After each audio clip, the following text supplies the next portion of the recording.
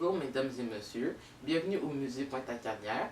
Aujourd'hui, suivez-moi et je vais vous montrer la première. Bonjour, voici Périclès, alors juste ici. Et moi je vais vous parler de sa biographie et de sa vie en fait. Alors pour commencer, Périclès est né en 495 avant Jésus-Christ à Colragos, une banlieue située au nord d'Athènes. Périclès est né de son père Xanthippe, un homme politique très important pour Athènes, et sa mère Agaristée, c'est une femme descendante d'une puissante famille de nobles qui sont les Alcméonides. Périclès est né avec une malformation au crâne, alors c'est pour ça que lorsque on voit des statues de lui ou des bustes, eh bien il est toujours représenté avec son casque. Selon certaines théories, c'était pour cacher sa malformation et dans l'autre théorie ça disait que c'est à cause qu'il était un stratège et les stratèges ils mettaient un casque, alors ça montrait sa fonction. Maintenant je vais vous parler de l'enfance de Périclès. Alors Périclès, on ne sait pas beaucoup de choses à propos de son enfance, mais ce que nous savons, c'est qu'il a grandi dans la maison de ferme de son père à Carlagos.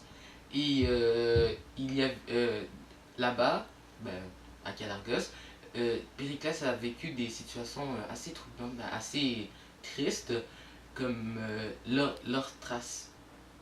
Pendant son adolescence, Périclès fréquentait des artistes, des poètes et des philosophes, dont Anaxagore, qui va influencer le prochain stratège et homme d'État d'Athènes. Il influençait son charisme, sa maîtrise de soi et surtout sa façon de penser. Alors c'est ça qui va l'aider à devenir homme d'État d'Athènes et à être élu plusieurs fois de suite. Alors, Périclès épousa Dinomaque, qui est la nièce de Clisthène, qui est l'oncle du père de la mère de Périclès, dont Agaristée. Ils se sont séparés malheureusement, mais Périclès a rencontré une autre femme, Aspasie, qui vient de Milet, donc elle n'est pas athénienne, et cela fait réagir beaucoup les gens, surtout le fils de Périclès, Xanthippe, que lui a des ambitions politiques et pour lui les règles sont importantes et il critique son père à cause qu'il a une relation avec une femme non athénienne.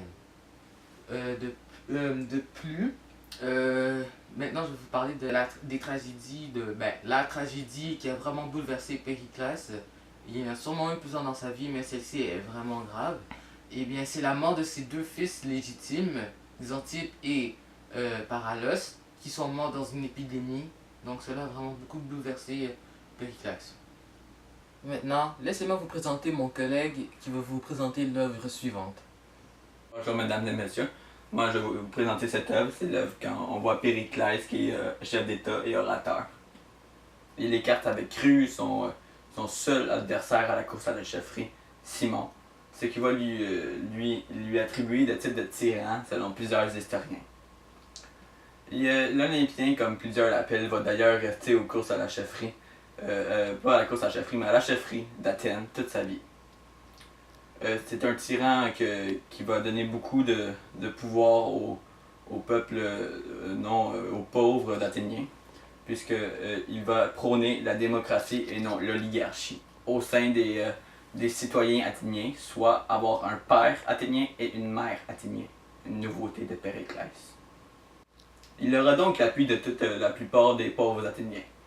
Puis il va créer la Ligue de Délos. C'est comme une réunion de plusieurs cités-États proches d'Athènes. Cette ligue va se battre surtout contre les Perses en premier lieu. Puis après ça, elle va se battre contre la Ligue de Péloponnèse.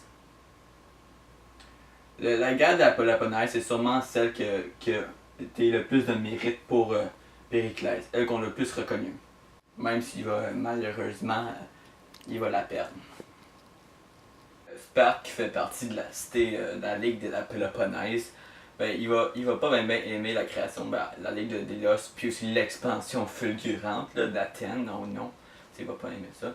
Fait que là, avec la pression des autres cités-États de la Péloponnèse, il va devoir entrer en guerre avec Athènes, il va créer la guerre de la Péloponnèse. Là, les habitants athéniens vont pas bien aimer ça parce que ils vont trouver que Périclès crée cette guerre par juste à cause par rancune et expansion pour être plus puissant.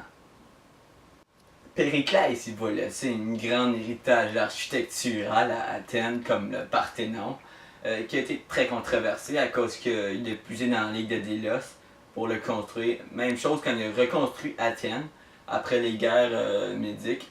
Il a aussi fait construire des grandes statues de déesses et de dieux qu'on retrouve encore aujourd'hui à Athènes.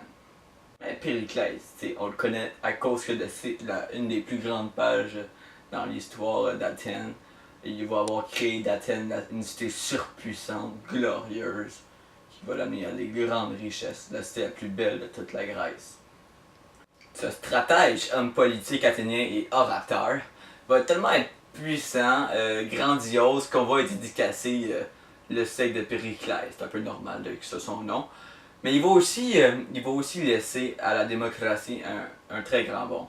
Il va instaurer des salaires d'un fonction initial. Donc, les pauvres vont bien aimer y aller à cause c'est très alléchant pour eux, ce salaire, mais pas pour les riches. Donc, il y aura dans le gouvernement, ça va être plus représentatif de la population.